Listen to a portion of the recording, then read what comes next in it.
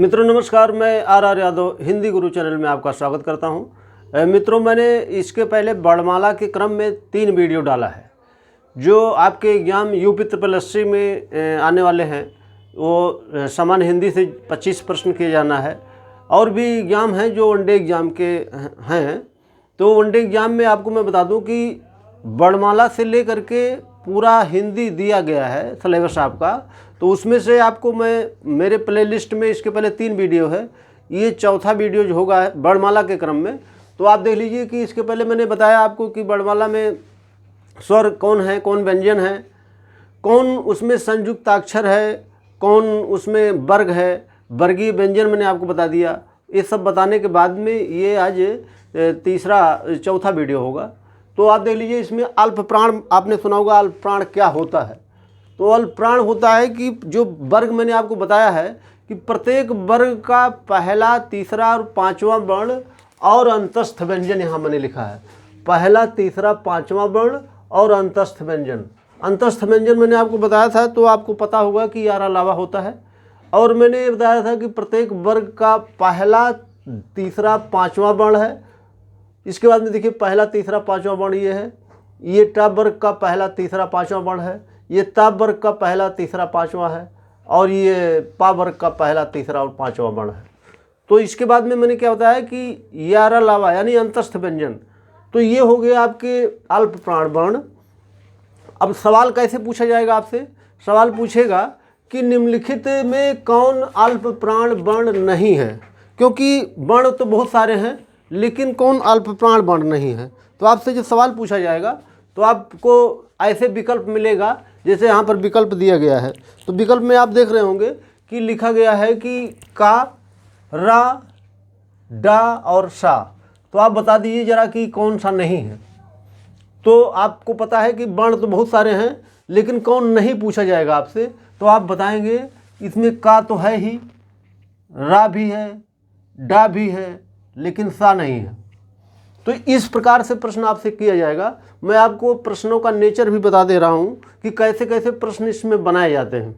तो जितना भी प्रकार से प्रश्न बनाया जाएगा, मैं जितना जितना टॉपिक आपको आगे पढ़ाता चलूँगा उतना मैं बताता रहूँगा। आपके को किसी किताब की ज़रूरत नहीं पड़ेगी, कोई मैटर पढ़ने की ज़रूरत नहीं पड़ेगी, सिर्फ और सिर्फ मेरे वीडियो को देखने की ज़रूरत पड़ेगी।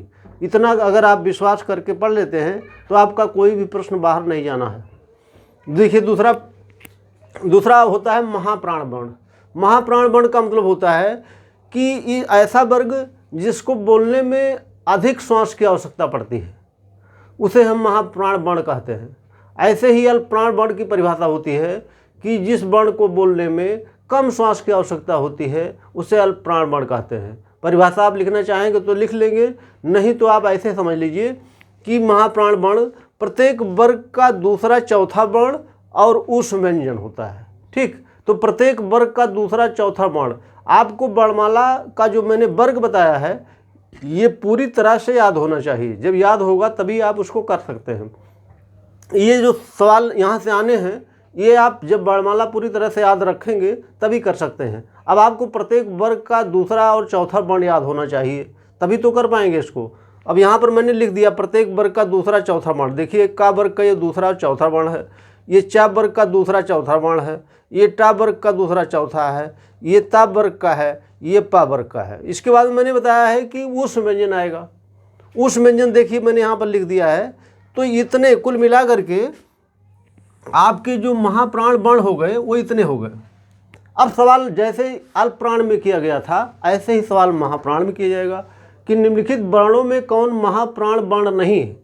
तो ऐसे प्रश्न किया जाएगा। मैं प्रश्न का नेचर आपको बता दे रहा हूँ, तो ऐसे विकल्प मिलेगा आपको। तो इसमें से आप देख रहे होंगे कौन नहीं है पूछा गया है, तो उत्तर आपको पता होगा कि ये नहीं है। क्योंकि अगर आपको ये याद होगा तो आपको ये पता चल जाएगा। अगर ये पता चल गया तो यहाँ से प्रश्न जितने भी प्रकार के आएंगे वो पता चल जाएगा। तो इतनी बात आप समझ गए होंगे। अब देखिए, यहाँ से दूसरा प्रश्न ये किया जाता है कि आघोष और साघोष वर्ण कौन होते हैं। आपने देखा होगा कि पढ़ा भी होगा कि आघोष और साघोष वर्ण होते हैं।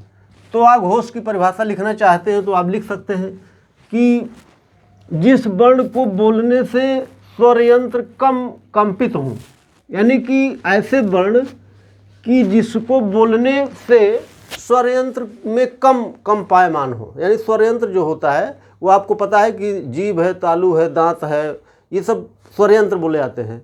यानी कि ऐसे वर्ण जिसको बोलने से स्वर यंत्र कम कंपायमान हो, आघोष वर्ण कहलाते हैं। तो आघोष वर्ण में आपसे सवाल आपसे पूछा जाएगा कि कौन आघोष वर्ण नहीं है। तो आघोष का मतलब होता है कि प्रत्येक वर्ग का पहला दूसरा वर्ण। तो आप यहाँ प्रत्येक वर्ग याद रखिएगा हमेशा, प्रत्येक वर्ग का पहला दूसरा वर्ण और तीनों सा आएंगे। ये सा जो लिख दिया मैंने, ये सा आएंगे। ये हो गया प्रत्येक वर्ग। अब आपको अगर ये याद है तो आप इसको आराम से बना सकते हैं। जैसे ये प्रत्येक वर्ग का पहला दूसरा वर्ण मैंने यहाँ पर लिख दिया, तो ये आपको पता चल जाएगा कि ये चा है, ये छा है, ये टा है, ये ठा है, ता और था, पा और फा। इसके बाद में मैंने कहा है कि तीनों सा आएंगे, तो ये तीनों सा लिख दिया आपने। ये हो गया आपका आघोष वर्ण। अब सवाल पूछा जाएगा कि निम्नलिखित वर्णों में कौन आघोष वर्ण नहीं है। तो आघोष वर्ण जो, जैसे मैंने अभी अल्प प्राण और महाप्राण से प्रश्न किया था, ऐसे ही यहाँ से प्रश्न किया जाएगा, तो आपको पता चल जाएगा कि कौन सा आघोष वर्ण नहीं है। इसके बाद देखिए दूसरा शब्द होता है साघोष। आपसे ये भी प्रश्न कर सकता है साघोष लिखे या घोष लिखे, दोनों शब्द में से कुछ दे सकता है। तो आप ध्यान रखिएगा कि जिस वर्ण को बोलने से स्वर यंत्र अधिक कंपित हो या अधिक कंपायमान हो तो उसे हम साघोष वर्ण कहते हैं। अब इसके अंतर्गत कौन कौन वर्ण आएंगे, तो आप ध्यान रखिएगा कि इसके अंतर्गत प्रत्येक वर्ग, आप याद रखिएगा, प्रत्येक वर्ग का तीसरा, चौथा, पांचवा वर्ण प्लस स्वर। स्वर का मतलब है जो मूल स्वर है। मूल स्वर मतलब आपको पता होगा कि कितने हैं, 11 मूल स्वर हैं। मैंने बताया है आपको कि 11 स्वर क्या हैं, ये मूल स्वर हैं। तो आप इसको अगर याद रखते हैं तो आप इसको ओपन करके पूरे वर्णों को लिख सकते हैं। जैसे आपको पता होगा कि ये जो का वर्ग का तीसरा, चौथा, पांचवा वर्ण है, ये मैंने लिख दिया। ऐसे इसको आप लिख सकते हैं, ऐसे सारे वर्णों का लिख सकते हैं। तो जितना भी वर्ण है आप देख रहे होंगे कि मैंने यहाँ पर लिख दिया। तो इसके बाद में क्या है, इसके बाद में मैंने बताया है कि स्वर, 11 स्वर जो हैं ये आप यहाँ लिखेंगे ऐसे। जब आपको ये याद होगा तो इसको लिखने में आपको कोई समस्या नहीं होगी। तो आप पूरा वर्ण यहाँ पर लिख दीजिए, तो आपको पता चल जाएगा कि कौन नहीं है अगर ऐसे पूछा जाए। तो आप देख रहे होंगे कि मैंने पूरा वर्ण यहाँ पर लिख दिया। अब सवाल पूछेगा कि कौन साघोष वर्ण नहीं है, तो जो नहीं होगा उसको आप यहाँ से निकाल सकते हैं। ये आप इतनी बात समझ गए होंगे। यहाँ से बहुत अच्छे अच्छे प्रश्न बनाए जाते हैं, चाहे वो यूपी SSSC का हो, चाहे वनडे एग्जाम, किसी प्रकार का एग्जाम हो, तो वहाँ से आप, यहाँ से आपको प्रश्न मिल ही जाएगा। और यहाँ से PCS तक के प्रश्न पूछे जाते हैं प्रीलिम्स में। तो आपको यहाँ से किसी भी प्रकार के प्रश्नों की समस्या दूर हो सकती है। और विश्वास के साथ आप पढ़िएगा, यहाँ से कोई प्रश्न आपका गलत नहीं हो सकता है अगर आप ऐसे पढ़ेंगे तो। क्योंकि यहाँ से जितने भी प्रकार के प्रश्न बनाए जाते हैं वो मैंने बता दिया आपको। इसके बाद देखिए कुछ मिसलेनियस प्रकार के प्रश्न किए जाते हैं कि जो आप शब्दों को समझ नहीं पाते हैं और उसका उत्तर देने में आपको समस्या होती है। जैसे मैं आपको बता दूं कि आप सुने होंगे कि कौन पार्श्विक व्यंजन होता है, आपने सुना होगा। कौन लुंठित व्यंजन होता है, आपने ये सब सुना होगा। फिर आपने सुना होगा कि कौन संवृत्त वर्ण होता है, कौन विवृत वर्ण होता है, ये सब आप सुने होंगे। तो विवृत वर्ण कौन है, संवृत्त कौन है, लुंठित कौन है, कौन पार्श्विक है, और भी वर्ण पूछे जाते हैं। कौन द्वित्व व्यंजन है, ऐसे भी सवाल पूछा जा सकता है।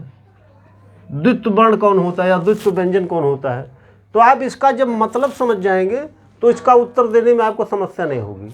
यानी कि ऐसा वर्ण कि जो जीभ के बगल से सट कर जाता हो उसे हम पार्श्विक वर्ण कहते हैं। ठीक, तो यहाँ पर क्या है, ये रा वर्ण है। रा जब आप बोलेंगे तो दोनों तो जीभ के बगल से सट करके जाने वाला वर्ण है ये।